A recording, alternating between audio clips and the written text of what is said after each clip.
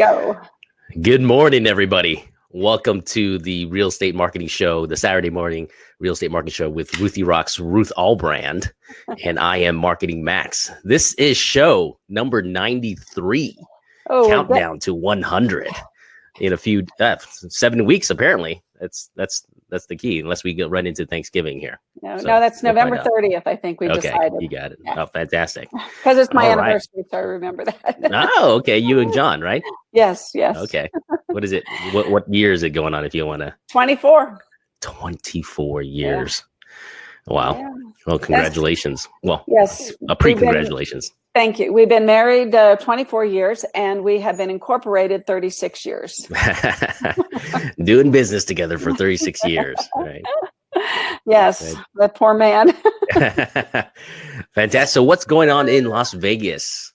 Well, or I should say the average price has gone from $324,000 to $332,000. So I think we've been seeing a gradual bump throughout the months this year. And I'm not sure why. Aaron Taylor and I were talking about it. He was asking me, and I had such a busy week. I didn't have time to do research about, just looking at the stats and trying to get an opinion on why that's happening, because we have a lot of homes for sale. There's a lot of inventory right now. And is there? Okay. Inventory? The inventory is good. It's 1.5 to 2 months. So that's becoming our normal. Right. What is the normal 6 months or 4 months of inventory in the normal market? 6 months is a normal market. Yeah. And, I preach about this all the time when I teach. And the iBuyer platforms, the instant cash platforms are right up there in the top 5 spots of transactions. So my goal is to teach real estate agents how to get in front of those people so that they choose the real estate agent over the instant cash programs. And I want to talk a little bit about that, segue into it. Sure. The iBuyer, the instant cash programs, one of the biggest things is the instant cash. And I've been thinking a lot about it. And I had a class on Thursday, actually. And we created an ad, the beginnings of an ad for people, real estate agents, to use on their Facebook platforms to capture people who are being captured by the instant cash platforms. And because most people don't understand that they are leaving money on the table, like Vegas chips, right? They appeal to that non-emotional equity that you have, that, it's not like a paycheck. It's just like appreciation. I just said homes went from 324 to 324,000 to 332,000. So that's $8,000. Okay. Well, the iBuyer platforms are taking that, and you don't feel it, because that's not something that you made happen. That's the market. So you don't feel the fact that there are these iBuyer platforms, more or less, no pun intended, but they're cashing in on that lack of emotion, just like the casinos cash in on your Vegas chips. Yeah, the instant cash works both ways. It does. Yes, it's instant for the person, the seller, and also instant for the iBuyer platforms. Yeah. I just thought about a headline for an ad that you could put out, for real estate agents who really want to get in front of this. Like, are you considering, taking an instant offer, right? Or are you about to take an instant offer? 6 steps on how to, 6 steps, there's 6 things to consider before doing so, right? So for the people who are rolling through their Facebook, ad, and they're going through that process, that's going to catch their attention. So, I don't know if that's in line with what you're thinking as far as like getting in front of them, but it is. It's almost identical. And it was an interest. We had about 20 people in the class, and we brainstormed, and we took each other's ideas and created what we believe the consumer is going to want to know. And I have a point I want everybody that's listening to think about. instant cash. Instant cash means they are going to their reason why they're getting 10% of our market or more is because they're just saying, I'm going to give you cash in 15 days. Mm-hmm. Well, our homes don't stay on the market that long anyway. Right. And I think people need to, I'm trying to teach people to use that, and go up against these platforms and encourage their sellers to get a instant offer or an open door or a Zillow offer, and see if it's worth, if some of the examples we showed, you pay $50,000 on a $400,000 sale, you pay $50,000 in costs. If you use Zillow versus if you use a realtor, it's $31,000. It's 7%. Our normal, if you just take 400,000, you can just pretty much to the dollar say it's going to be 28,000 in costs. While the iBuyer platforms are 11 to 13%. Just so you get that money in your hand, 15 days sooner? And that's what we're trying to drive home to the consumers. Right. It's not all it's cracked up to be. And just to that point, John got 2 listings this week that people were ready on the edge to absolutely go with the iBuyer platforms. And he just says, whoa, let me just show you, I can sell this home. Both of these homes were in the $300,000, $290,000 to $300,000 range. And he says, I can sell your home in 30 days. Why do you want to leave another $10,000, $20,000 on the table because you don't want to wait or be inconvenienced for a couple weeks? So I think that we just have to fight back real hard on the offense with these programs. Right. And part of it is one, not necessarily, I for our show last week, we talked about how you come into your listing presentation telling people that, one of the very first things we're going to do, much like people use CarMax now, is get a baseline of what you think your house is going to be worth by getting an instant offer from Zillow, from whatever, right? And then going out and shopping the rest of the market for you so that you have a real comparison. And that's the value prop of working with you. And then you can be their liaison, in the middle between the instant buyer programs as well, to make sure that they're getting the best offer.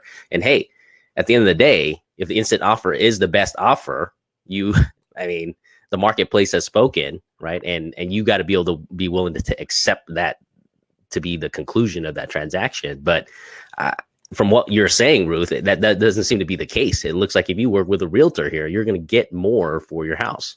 Absolutely. And in not much more time. Right. We're not in a market where it takes 3, 4, or 5 months to sell a home.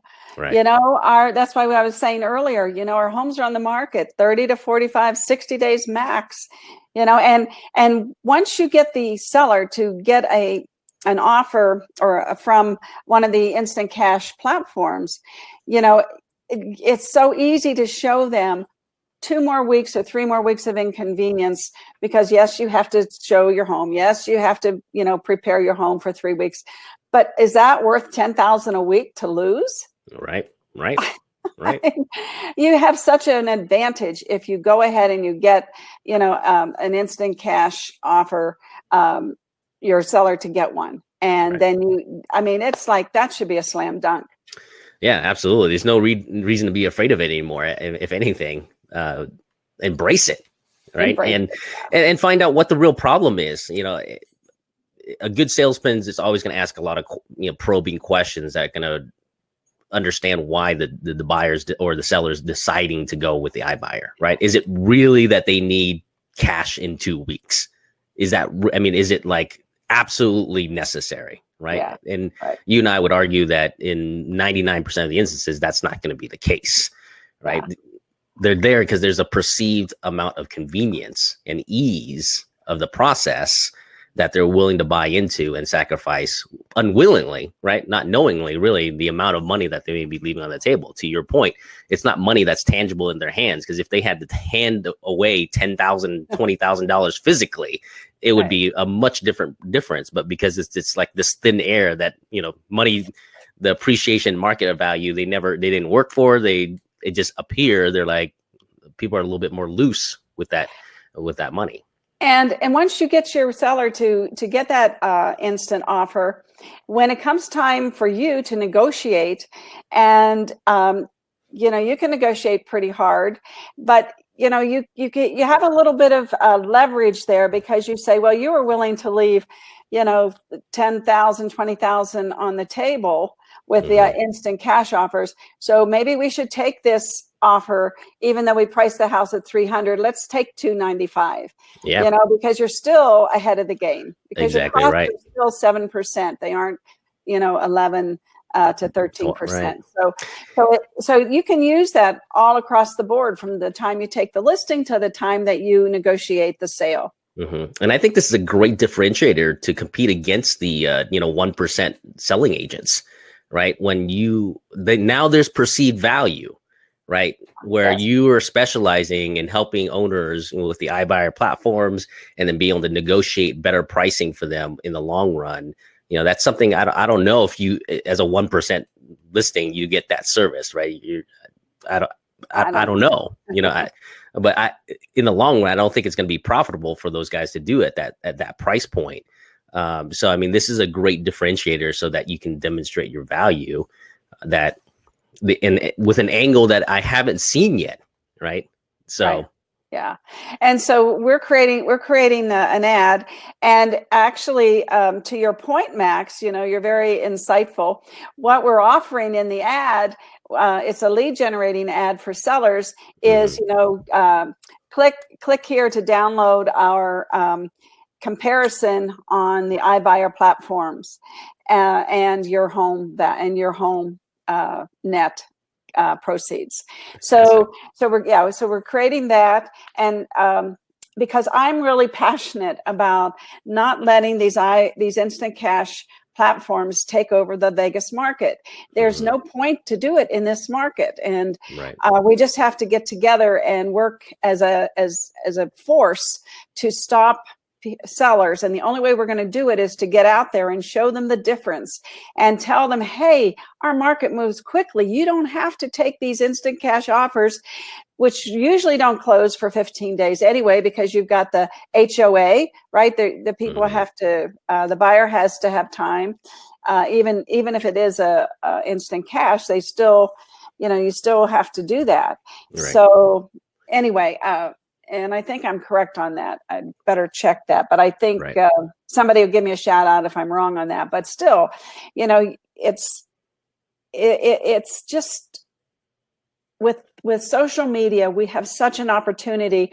And like anything else, things change quickly. They change so quickly. We have this window of opportunity to get out there right now while our market is moving quickly.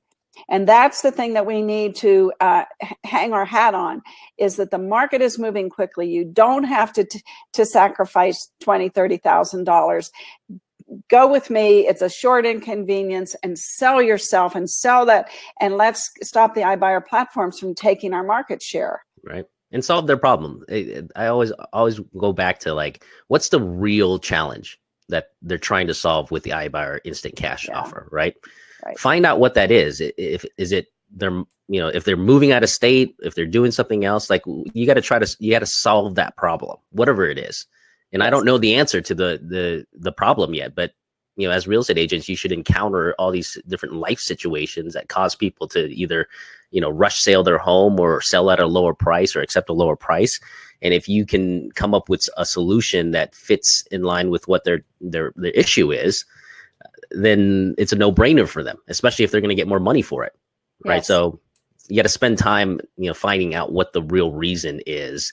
And then once you solve that problem, then, I mean, there's no reason why people wouldn't want to take more money. Right. Yeah. Yeah. I'm going to talk a little bit segue a little bit to Instagram, because Instagram has basically taken the organic reach away.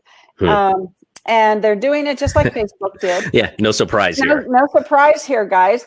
And so you need to, first of all, what they've done is, in my opinion, video production is normally, or fear of video is normally why people are not doing more video.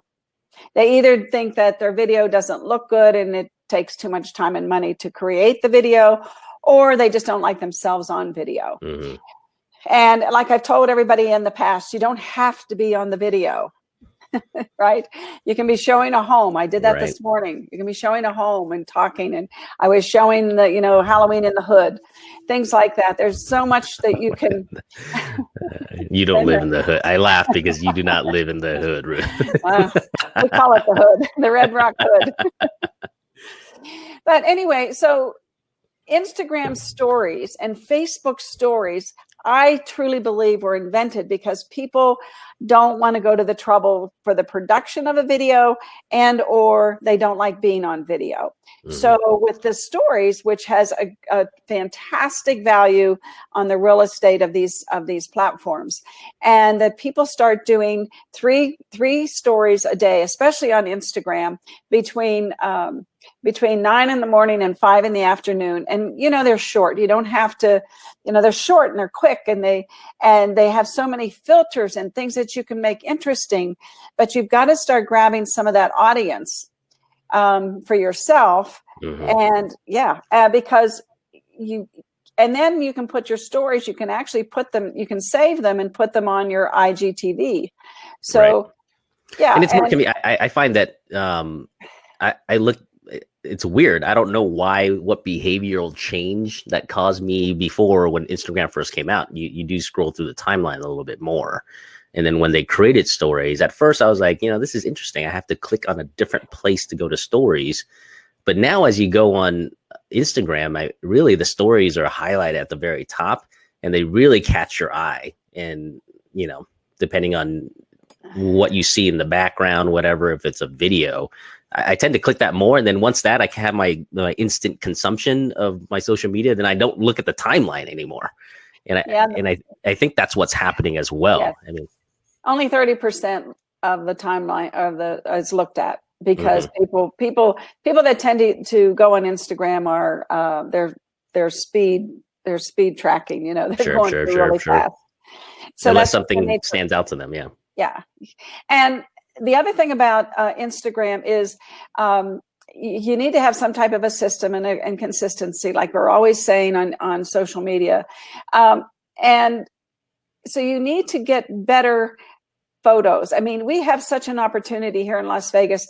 I was at the Katie Lance Mastermind Tuesday and Wednesday. I was going to ask you about that. Yeah. It was awesome. But the first thing I did was go into it was at the Bellagio, was go into the conservatory and take pictures of the beautiful flower arrangements and what they do with flowers and how gorgeous that place is. Mm-hmm. I mean, I have photos for days, to show people glimpses of the conservatory. And that's just one idea. And the beautiful, the plates by, what's the on the ceiling. Yeah, I forgot the artist's name. Oh God, it's on the tip of my tongue. It's a French. Right. Darn, I hate that. But anyway, so there's so many beautiful photos that you can take of Las Vegas, and that's what resonates on Instagram. And it started out as a photo platform, if you remember. Right. It's a photo sharing platform. Yeah, that was what it was all about. And Facebook made it more interactive than Pinterest, even though Pinterest is also a sharing platform. But Facebook added its flair to it, and it became very, very popular and interactive with influencers and things like that. So you simply have to post on that platform consistently. And I would recommend that you do photos of homes, beautiful homes. You can go preview homes all the time around the city. You can go to new home tracks that have beautifully, the model homes are beautiful. And so there's so many beautiful pictures that you can take. And then I do that 3 times a week, Monday, Wednesday, and Friday. And then I would do info about Las Vegas for maybe Tuesday, Wednesday, Saturday, and Sunday. Right. But and I would maybe make people say, okay, I'm going to stop here on Ruth's feed because I want to see the picture she's posting today, what house it is, or what's going on in Vegas that she's posting about. Give them like those two ideas to stop your feed or to look at your stories. And you can put these photos on their stories and enhance them and do your geotag and then do your hashtag. One hashtag I recommend on stories, and say, check out my bio for more. I don't know. There's so many things that you can do if you're consistent, and that's the way you're going to get engagement with your Instagram audience. Right. And document a little bit, throw in a little documentation of your own personal life, your professional life too. As you were talking, I was thinking in my own mind, like, instead of just going, hey, I'm going on a listing appointment, then kind of document the process, maybe shoot a video of yourself in the car driving to the listing appointment, arriving at the listing appointment, talking about your feelings about how you feel about going into this listing appointment. The beauty about stories is we got to remember the whole purpose is you got to tell a compelling story. I mean, the whole application is called stories for a reason. Well, we need a character timeline.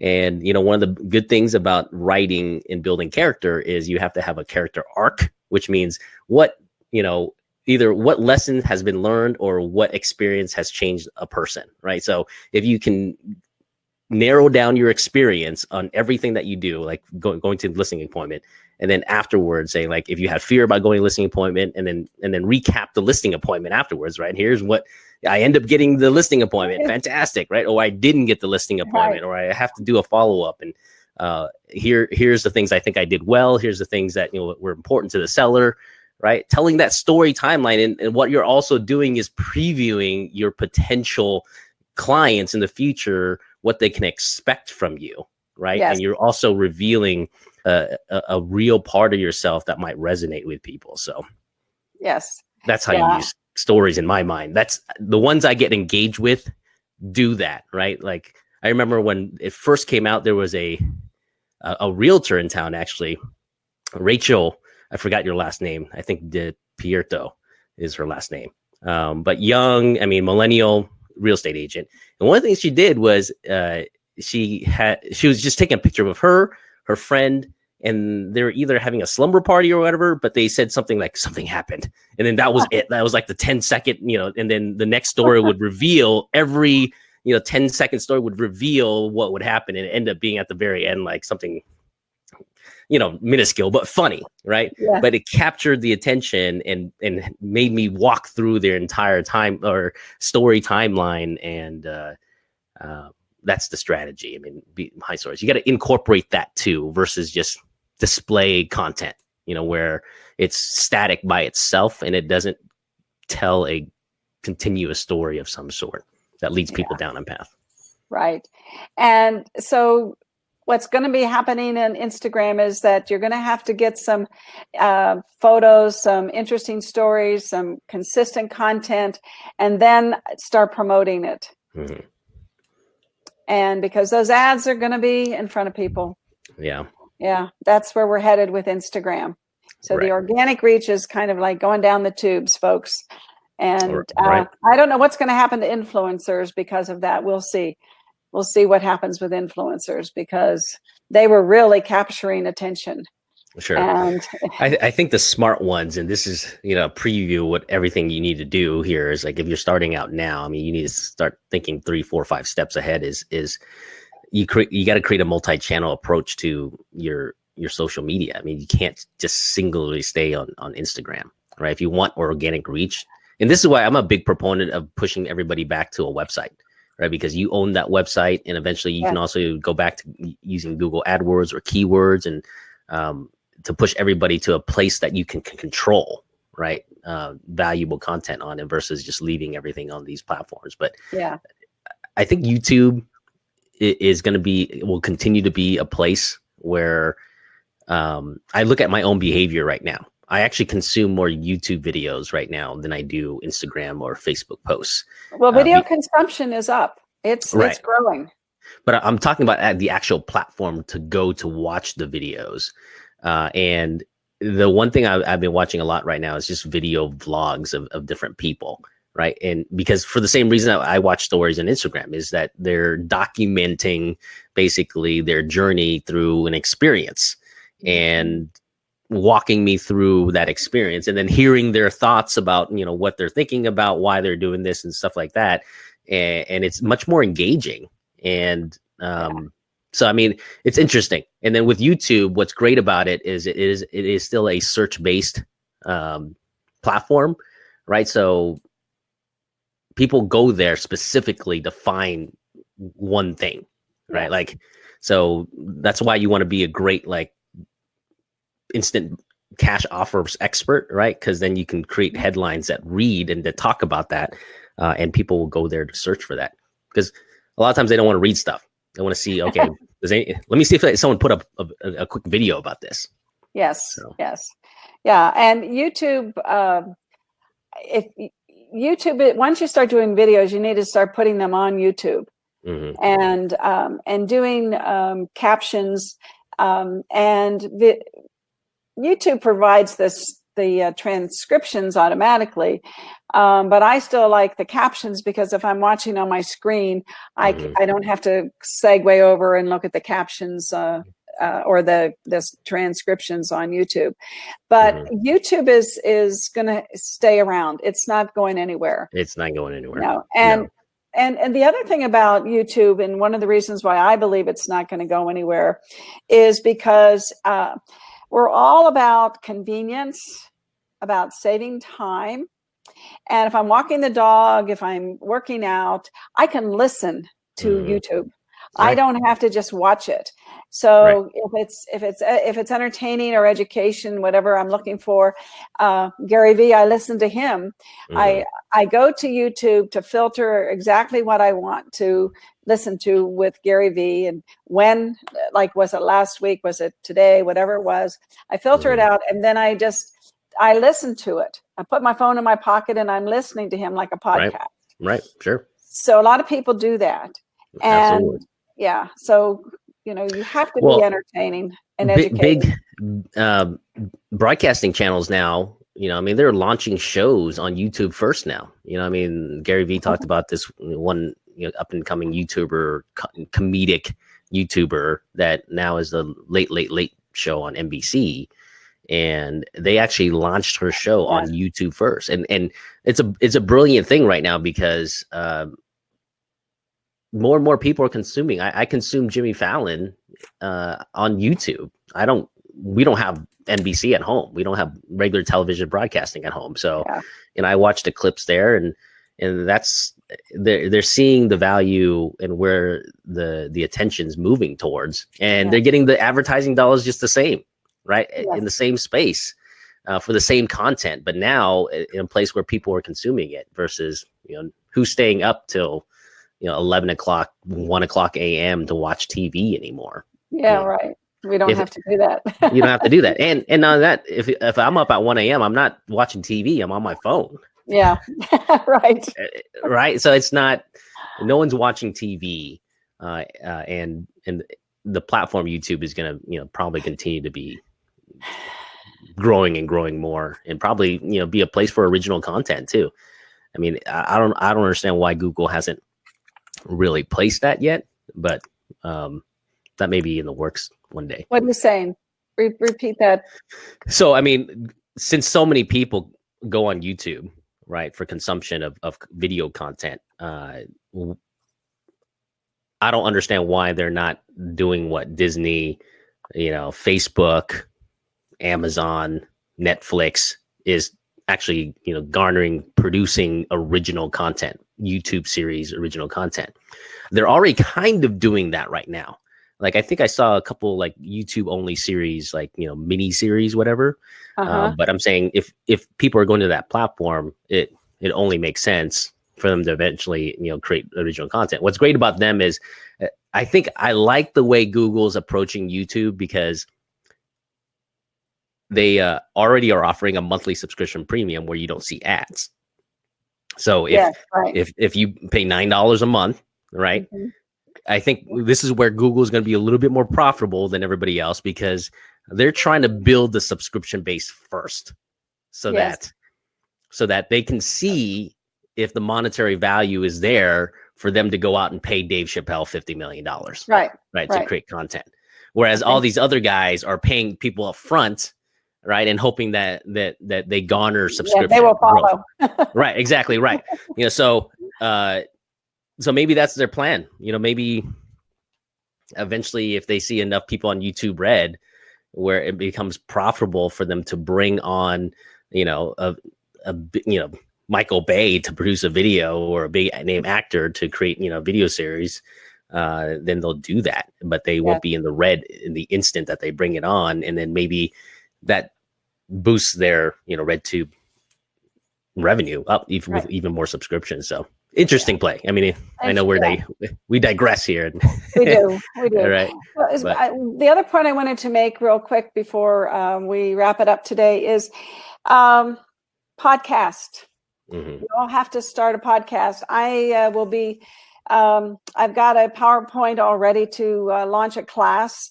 Probably it won't be till November, because I want to get a new podcast platform going for myself. But I want everybody to think about voice. Voice is convenient, just like I was saying about YouTube. You listen to it. It saves time, and we're all multitasking. And I can be at work and listen to a podcast, as opposed to being at work. I can't watch a video, right? Sure. More or less, but I can listen to a podcast, and no matter what I'm doing, walking the dog, working out, working, I'm waiting in an airport, I'm on a plane, I can always listen to a podcast. And I think that my tip is, and I implore everybody to I will be putting out the class.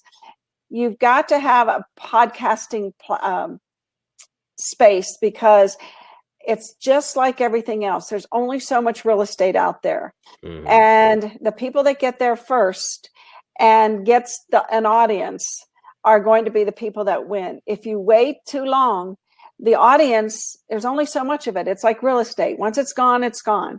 There's only so much audience out there. Now, I'm not saying that I'm just like anything, you can come up with a fantastic idea and all of a sudden, but then you have to advertise, and you have to figure out how you're going to grab and get attention to that audience, because you just have to work harder and spend more money. That's exactly, yeah. And you're late to the game. So I'm really high on voice, and if you think about where the future is headed, which is, I always like to play things forward. I like to live in the now and do what we have to do now for the audience and the attention. But at some point in time, I'm going to say to my Google Home, I'm going to say, I need to take a flight to Kentucky, and would you check my calendar? Because your Google Calendar is going to be, it's open web. It's open web. So Google Home can go look at my calendar. And I said, I want to get there in the fastest amount of time at the cheapest price. And that's a lot easier than going online to Expedia or to Travelocity or one of the, it took me an hour yesterday to book John Jr.'s trip here for Thanksgiving. An hour. By the time I got it all said and done, how much time I wasted. And so if I was an executive paying an assistant $80,000 to $100,000 a year to do these things for me, but now I can just say, hey, home, please, book me on this flight. Look at my calendar. So, a lot of things are going to change in the future with voice. And so I think that we need to get used to it. Just like we were talking about video. When did YouTube start? 2003, I think that's what I was going to say. Somewhere around there. And it's 2003, 2002 is right when it started. I think podcasting is going to be right up there with YouTube. I really do. I think that voice is going to become such a common use of the things that we employ people to do now. I think that voice will be able to do, and I don't know where that's going to turn and twist in the future, but I think you need to get started now. That's my little rant, if you will. Our next social media class is November 6th, 7th, and 8th, Wednesday, Thursday, Friday. the first week of November, Mhm. and it's from 10 to 2. If you go to agentformula.com and you click training, we're soon going to fix that, to your point, Max. So it's / training. They didn't do it yet. But anyway, agentformula.com, click training. You can register right there. I can't tell you that our classes are filling up faster and faster now, because so many real estate agents and lenders are realizing that they have got to get on social media, because that's where it is. I mean, there's just no two ways about it. And TV advertising is extremely expensive. My partner, Aaron Taylor, I know how much he spends on TV, but he also, does a listing every day. So he's already ahead of the game, making enough money to be able to afford that. Right. But if you're just starting out, or you're just doing 2-3 deals a month, or 6, you've got to go where you can afford and where the people are. Right. And more importantly, where the people are. Exactly there right. is an audience on social media. Right. So before we go, though, I'm curious. I want to ask you a couple of questions about your Katie Lance mastermind here. Sure. I mean, what are 1 or 2 kind of takeaways that you personally took away from that experience this last week? You can share it with us. Absolutely. I think that one of the biggest things that the takeaway was, well, first of all, I have to tell you that of all the realtors and companies in the United States and Canada, there was only 17 of us there, which I was amazed. I would think that more people would be interested in growing their social media presence and learning in this mastermind group. But the biggest takeaway is the pillar content plan. And I am such a proponent of content. I've been doing it for years and years and years. And our content continues to grow, and you've got to have content. And what pillar content are you going to create? Well, and again, I can't help but plug Agent Formula with all the content that we have, because you've got to have a blog. You've got to have a video. You have to do some live broadcasting, and you've got to have a podcast. And if you don't have content, you can't do any of it. Sure. So, and then you have to figure out, once you have the content, segue for just a second, you can take anything on our website and you can read it as a podcast, paraphrase it, write it, put it on LinkedIn, do a little story about it. There's so much content there. If you guys have got to get serious about this stuff, if you're going to succeed and grow your business. So content, you've got to have pillar content, which is what you get with Agent Formula. So I was so, just sitting there like a Cheshire cat, so happy because we have that, right? Sure. And all these other 16 people have got to create it or get somebody to create it for them, which some people do. The other thing is figuring out how often you publish on what platforms, and then what days you publish it. And to put that in a nutshell, the biggest thing that people don't do is they don't repurpose their content. Everybody thinks, oh, I did that blog and the whole world saw it. No, they didn't. No. Maybe a small percentage of people saw it. But you've got to keep repurposing things and seeing how often Katie and her system, she just uncovers everything that she does. And it's a job, but you can get other people. But when it comes down to repurposing, you can hire a virtual assistant, which is what Katie does, to repurpose it for you. Right. Once the hard part is the pillar content. After you have that, it's not difficult to get a plan to repurpose it. And I'm actually going to create a class around that as well, because if I create a class, and people will come, hopefully. But that's the biggest takeaway, is the content, how often to publish it, how often to repurpose it, and what days you should publish different things. And of course, stories. We went pretty deep into Instagram because Katie is an Instagram proponent. So I learned a lot about Instagram. But I think what I really, if people can do stories, they can do anything. Yeah. You can put it on LinkedIn. You can put it on Facebook. You can do a podcast about it. I mean, there's so much, but you got to start somewhere. So start with doing stories because they're easy, whether it's Facebook or whether it's Instagram. Right. And then use your content that you have on your Agent Formula website which is just a 1,000 pages of content. So you got 3 years right there. Right. So, There you go. no There you go. excuses. No excuses. That's right. All right. Thanks for that, Ruth. So Yes. any last thoughts before we let everybody go? Thursday, we're having a class from 1 to 3.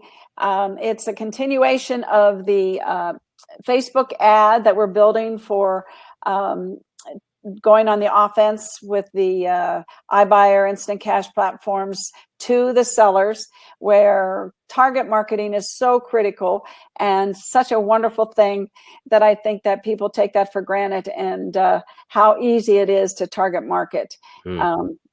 And especially for sellers in these instant cash offer offensive movements that we have to take. Yeah. No, looking forward this Thursday at the training center. 1 to 3. Yeah. You have to, you have to sign up. So, okay. All right. All right, Ruth. That's it. I have so much more to say, but I know I got to get off the air, right? Have a great week, everybody. Oh, thank you so much, everybody.